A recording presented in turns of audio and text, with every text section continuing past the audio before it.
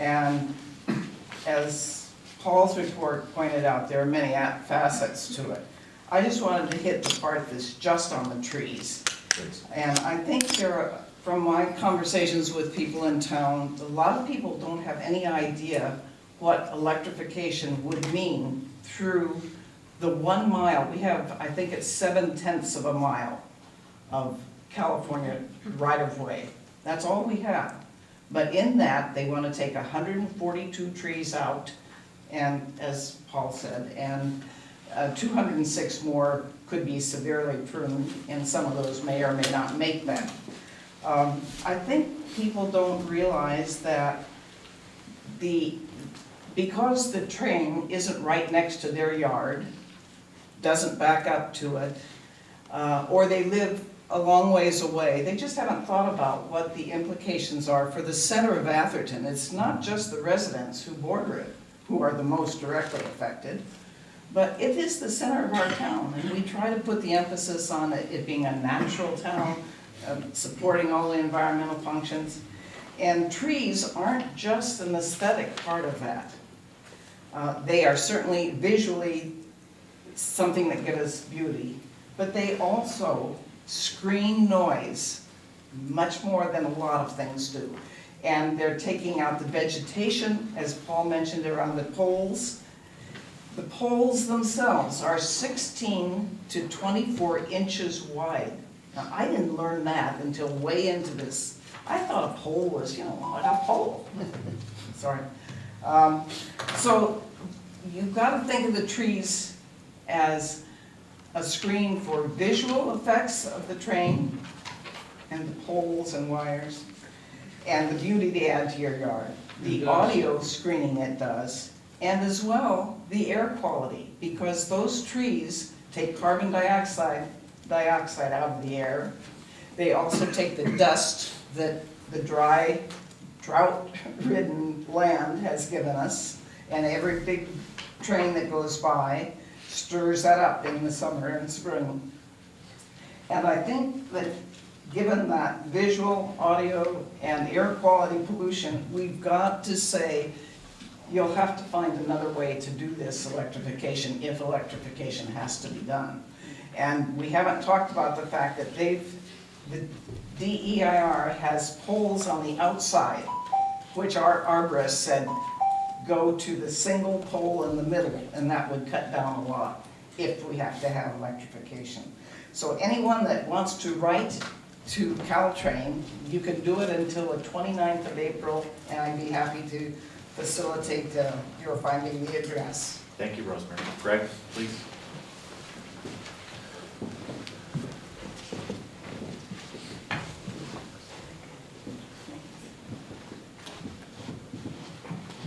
Greg Conlon, 43 Virginia.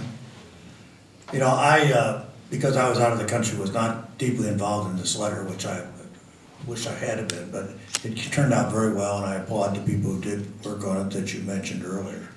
The only thing that I would add, and I probably will write a separate letter myself, that besides the high-speed rail, there's great separations going on that are going to happen. They're not maybe going to happen, but they are going to happen in Palo Alto and Menlo.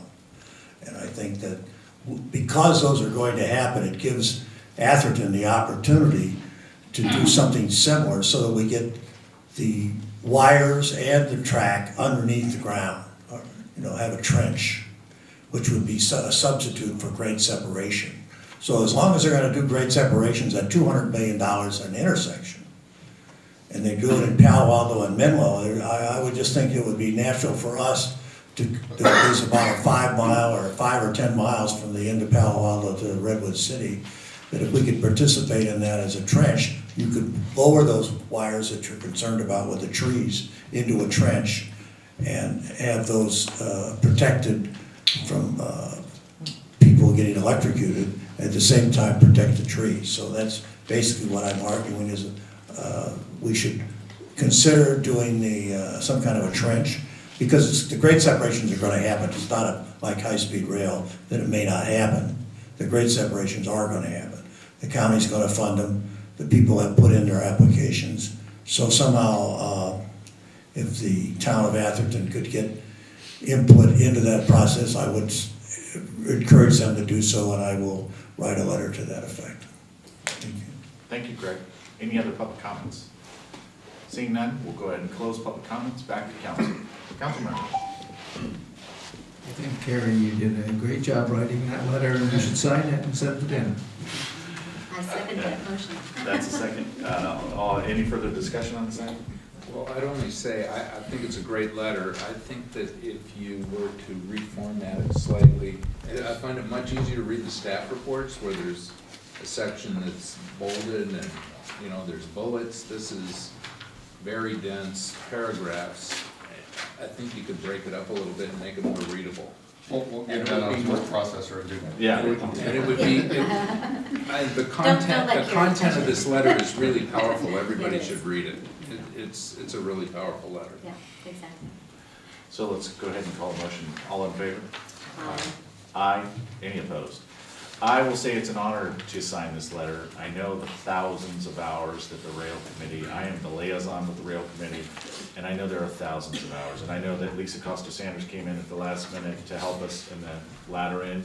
I know she's done a fabulous job. I know that Kevin Kiley, the town arborist, has written a letter to the effect related to the trees. Again, thank everybody for the participation on this, and we're working on trying to make some of our things a little bit easier to do, but thank you for everybody's participation. So let's go ahead and move on to item number 25, options for Parker Avenue right-of-way. Thank you, Mr. Mayor, members of the council. The recommendation before you this evening is to review and discuss options for handling code enforcement and the disposition of right-of-way on Parker Avenue, and if appropriate, direct staff to initiate the abandonment of a portion of the public right-of-way.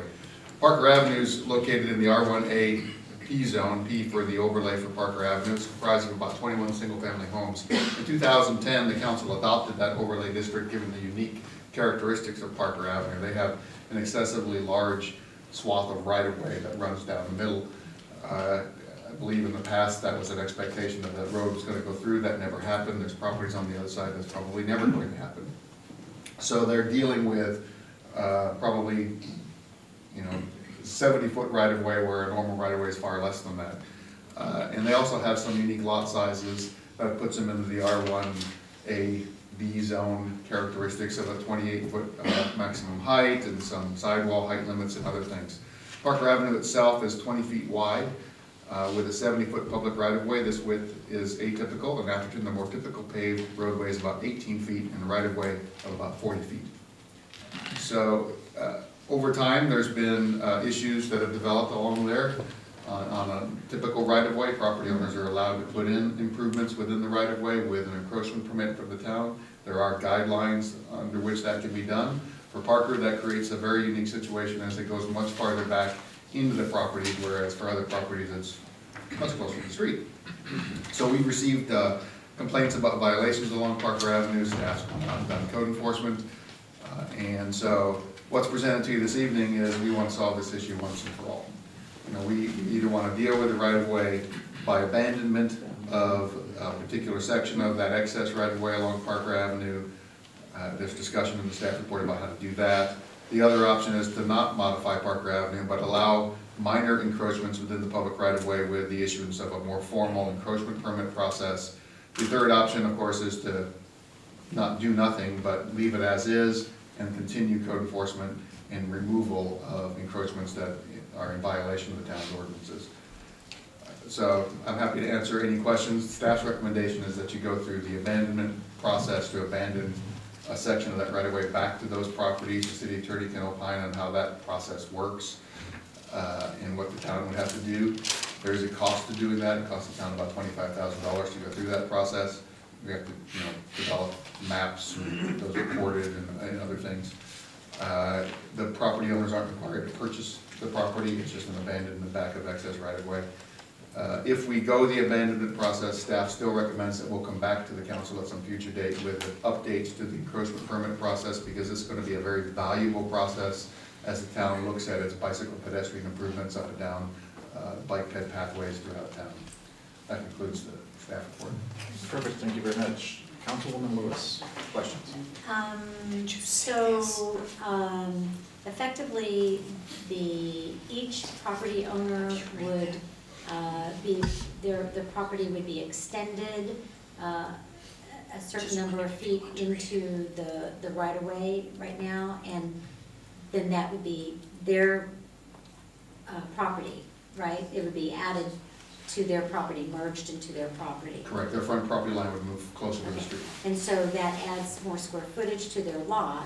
Would that then create a new assessment of their property taxes? And would they have to pay not only property taxes on that new portion, but would it trigger a whole assessment of their property? I don't know that it would trigger a reassessment, but it would, they would pay additional taxes on that additional land. The assessor would do that. And it would allow them to develop closer to the street than they can now, because their property line would move forward. So they'd get additional square footage, floor area ratios on their property, probably about 200 feet or so. That's about it. And if somebody did remodel, they would be able to, that then would trigger an assessment. And a reassessment Yeah. of at least the remodeled portion or something. Any other questions? I have a question. Vice Mayor? For the city attorney. Just a confirmation that abandonment by the town of right-of-way, which I think is what is being proposed, would not be a giving of public asset? Contrary to it's just the opposite. Actually, if you think of it this way, when there was nothing there, it was just bare land, we came along and said, okay, you can create lots, but we're going to make you give us the right-of-way for roads, utilities, and things like that. And now we're saying, it's not, if it's no longer necessary, we're going to give it back to you. Now, we're gonna give it back to you, comma, but some of that land will still have easements for utilities and things, which, by the way, when the assessor looks at it, they realize that's not, quote, usable land. And so some of these properties may see very little adjustment to the assessed value. Although I can't make that call, only the assessor can, and everything he or she does is challengeable. So just to clarify, the right-of-way is I think you said 70 feet now. And basically the town has a residual right to manage that portion of the land, and we're saying with respect to a portion of that, we don't need to continue to exercise that right. Is that correct? That essentially correct. Okay. Any other questions?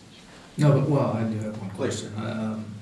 So if there, you know, there's really two reasonable approaches here, you know, the first and the second, but the second would need an amendment, because as I understand it, if you did the encroachment permit, they still would have the same setbacks, so we would need to then give them a right to essentially build out onto that.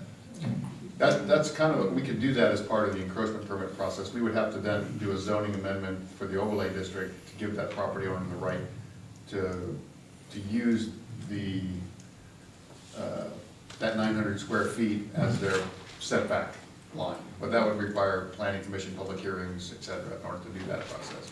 But it theoretically could be done. So between the, so one would be, if we did number two, we would have to go a little bit further to really make it clean, and because you know, that a number of people have built already on it, and it's caused a number of issues, etc. Other people want to use that space, and the 70-foot setback really is unprecedented. But so your recommendation, the cleanness is the abandonment, but if we did the other one would work, but we would have to take some additional steps. It would take some additional time. Right. Okay, thank you. Thank you.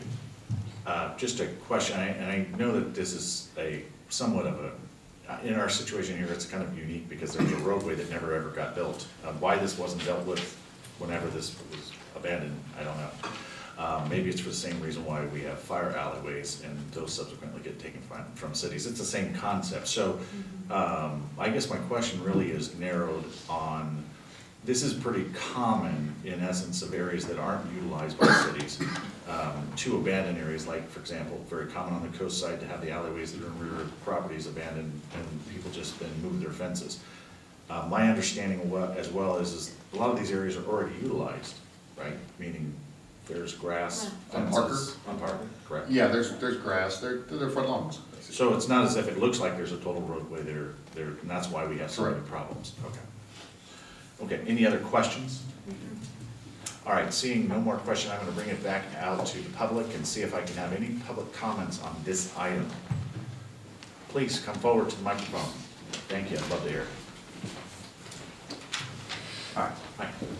my name is Michael Rabson. I've been an Atherton resident for more than 20 years. I would like to support the permit process, but not the abandonment process, and let me explain why. The consequence of the abandonment, as I understand it, is that there will be an increase in the taxes. That, I believe, and you'll probably hear from other people on tonight, but there is not a lot of interest in having the taxes increase. Moreover, I think the consequence of this would be that the houses on the street might be enlarged, and I don't know if you are all aware of this, but this has been an ongoing dispute on the street for quite a while, and several years ago, after a very contentious process, the town council actually expanded the permits such that larger houses could be built. The notion that those larger houses could be expanded yet again is not supported by the majority of the people on the street. In fact, the majority of the people on the street would like to keep the houses more or less at their present size. There's one resident who has been persistent in trying to enlarge her own house. So let me just say the consequence of this would not be desirable from the perspective of many persons. Moreover, I think that you have a process that you could implement that could deal with these things, that would address each and every issue on a merits basis. And as I've spoken with the personnel in the city, and I've spoken with many people over the years, particularly over the last year, all of whom have been uniformly polite and helpful, but they've all said, our hands are tied on this. We cannot allow any sort of change. There's no flexibility in terms of these encroachment permits for this type of activity. So the solution, it seems to me, the simple solution, is to adopt a practical encroachment permit and deal with these things on an as-needed basis. Rely on the personnel that you have, who are quite reasonable, who understand what they're doing. Thank you. Please step up.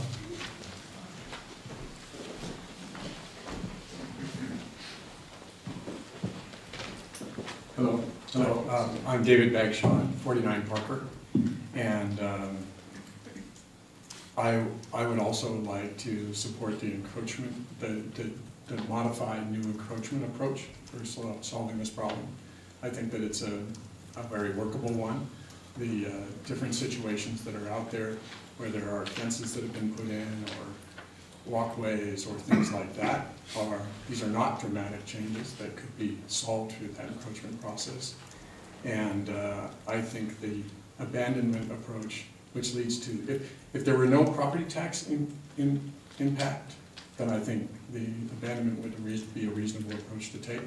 But to have 21 people pay more in taxes for this, I think would be a great inconvenience and an incorrect inconvenience for 21 people. So I think the recommendation has those two parts. I think it's the second part of a modified encroachment approach would be useful and I think can solve the different problems.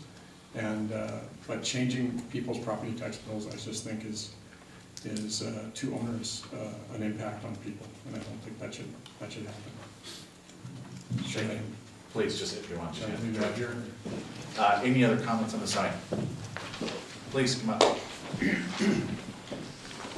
Hi, my name is Marilyn Gardner. I live at 90 Parker Avenue. I'm very familiar with Atherton. I lived on Serrano Drive for 25 years, so I know what Atherton is supposed to look like. When I purchased my property on Parker Avenue, I was aware that the footprint was 1,663 square feet. If I didn't like that, I had a choice. I might not have bought the property.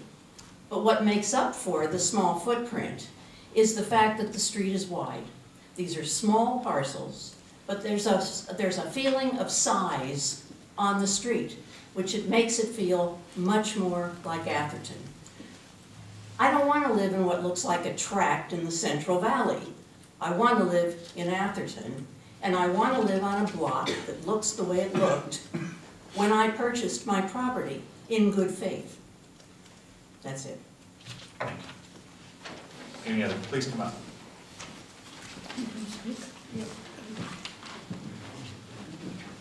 Thank you. I'm Linda Grossman, 80 Parker, but first of all, I would like to speak for Ida and Andy Carlson, who have written, and they sent an email via me to you.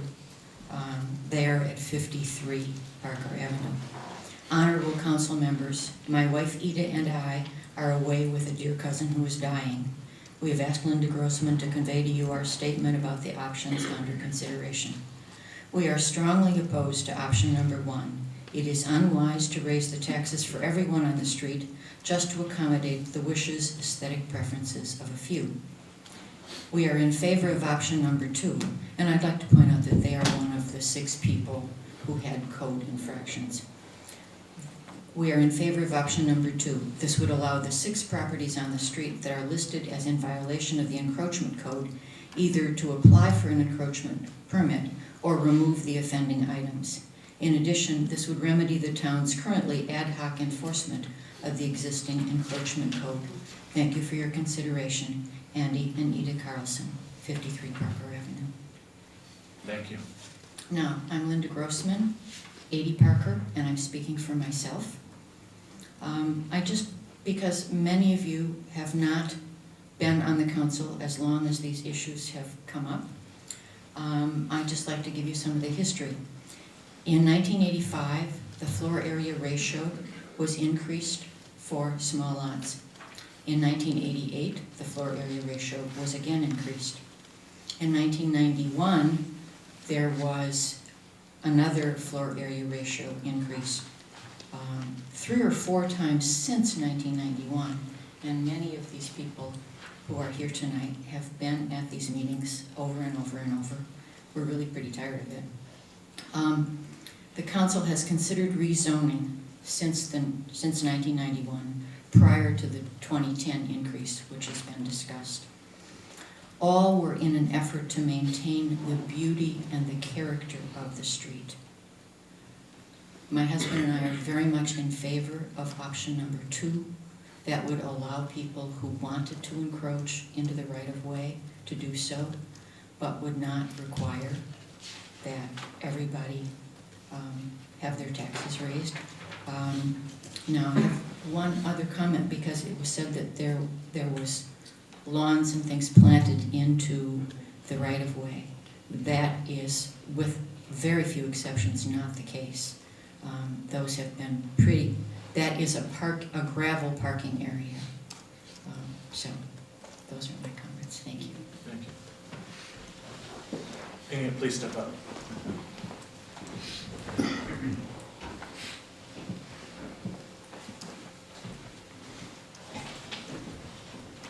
Members of the council, I'm Dr. Judith Watkins. I live at 54 Parker Avenue and have done so since 1978. So if nothing else, I guess I've got some history cred. I think it's time for the town to settle this issue once and for all. As many people have said, there have been many iterations of this situation. We have, in fact, an anomaly. Who knows what our great-grandmothers and grandfathers were thinking when they designed that street, but it makes no sense. It is not just atypical, Mr. City Manager. It is a unique and single situation. It is the only such right-of-way in the town. Either one of these options would work. I don't think we know enough at this time about the tax impact to see whether or not it is real or whether it would be minimal. I think that what the staff is asking for is direction from the council to pursue investigation of either or both of these options to answer some of those questions. I think I look at this as a land use question. I know that people have very strong personal feelings about their homes and their neighborhoods, but this is when the last time that this came up, it was essentially the council's determination that ultimately it was a land use question and that it would be dealt with in that way. I think that the potential for either one of these proposals could be beneficial or could be harmful, as any proposal might be. But if the encroachment process is the one that the council ultimately determines is the way to go, I would then say you must enforce it town-wide. I drove down Stockbridge to get here. There's an awful lot of rocks right up against the pavement. One of the things that we have found, and I think someone just made the point, there's been, let's say, less than uniform activity in terms of the town's right-of-way rules. So either one of these will work. Both of them can be harmful. Both of them can be beneficial. I think what the staff is asking, and I think they got it right to separate the two questions, is permission from the council to move forward with investigation. And I think that that is the appropriate position for the council to take. Thank you. Thank you. Thank you. Colleen Henderson, 72 Parker. Most of you know me. I've done tons of research on this. I've worked out plans. I have done everything completely out of pocket. The issue here is, the first person I didn't know, 49 Parker I know, has a fence that's been there which is taking up a ton of parking. They've also put a cement pad which isn't allowed. So these people are now coming to you saying, oh, well, give us an encroachment. No, you've broken the rules. You haven't stuck with the rules. People like us that want the rules changed, they want the rules changed for everyone. Because if you open up this can of worms, like the last person that spoke, the doctor, said you need to open it up for all of Atherton. What it would do in giving us that extra square footage, because you can't literally sit there and give somebody that where they can build a fence and then there's no parking on the street. The average home has 2 adults and they're raising 2 children. That's 4 cars. Where are you going to put those 4 cars? If you're allowing the 6 foot, which is now, and also a point of fact is we are the largest setback residential in all of Atherton. El Camino Real is the only larger one. We were supposed to be another El Camino Real. We are not going to be that. So doing it on a selective basis, A, doesn't work. The time, the money of the city, that's not going to work. It's not going to happen. I've done the plans. I've done my homework, as most of you know.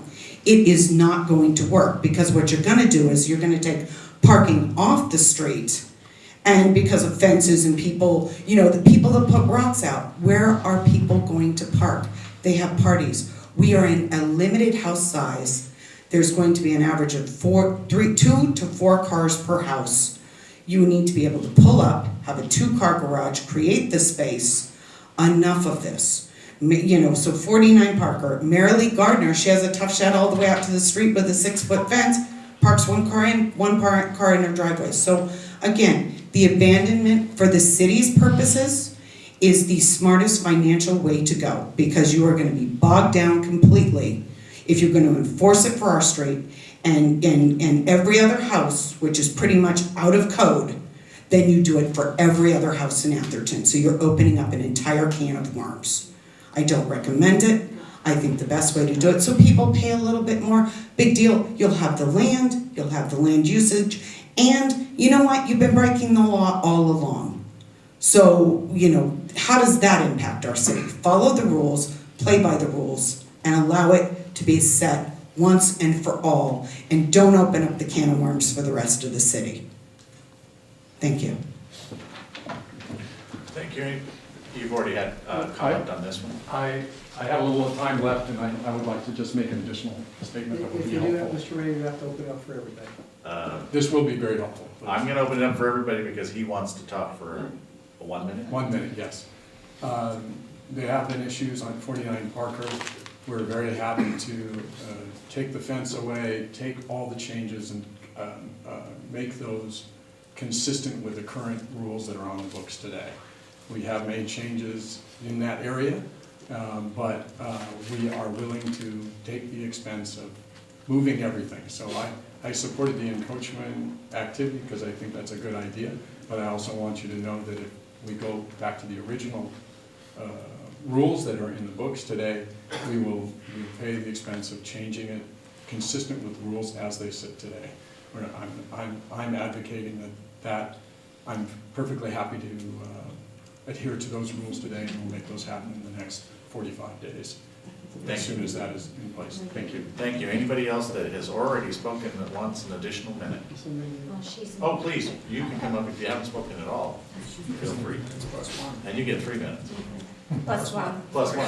4. Give me 4 all at once. I won't take a long time. I apologize in advance for my accent.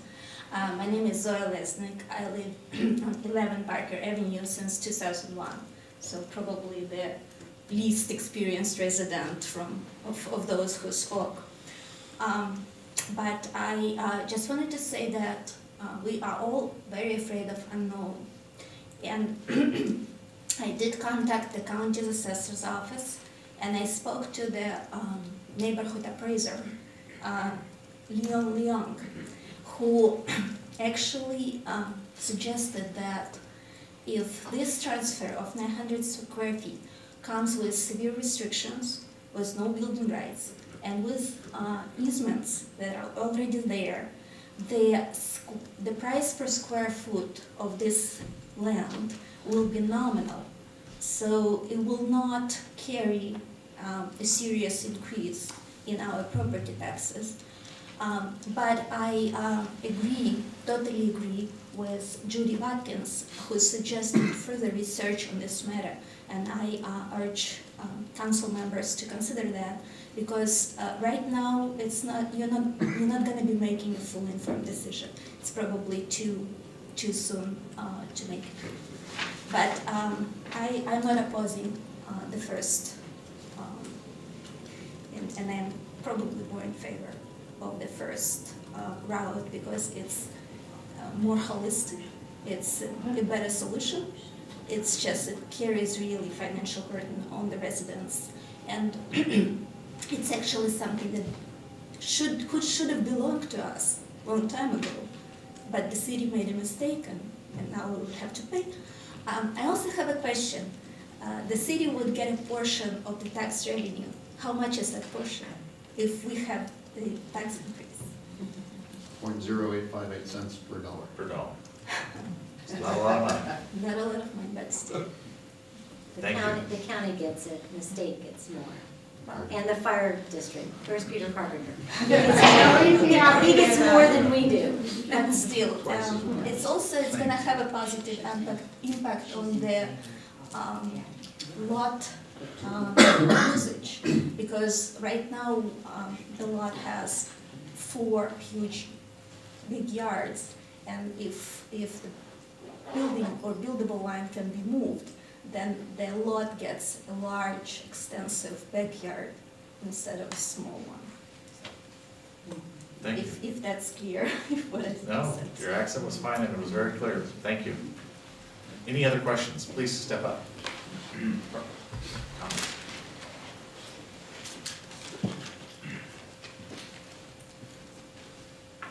Hello, I'm Audrey Polster, 79 Parker Avenue. When you look at the map of Atherton, there's this little avenue called Parker Avenue. It's like a little village, and it's extremely charming and unique. By abandoning a portion of that avenue, it would be advantage for some, but would seriously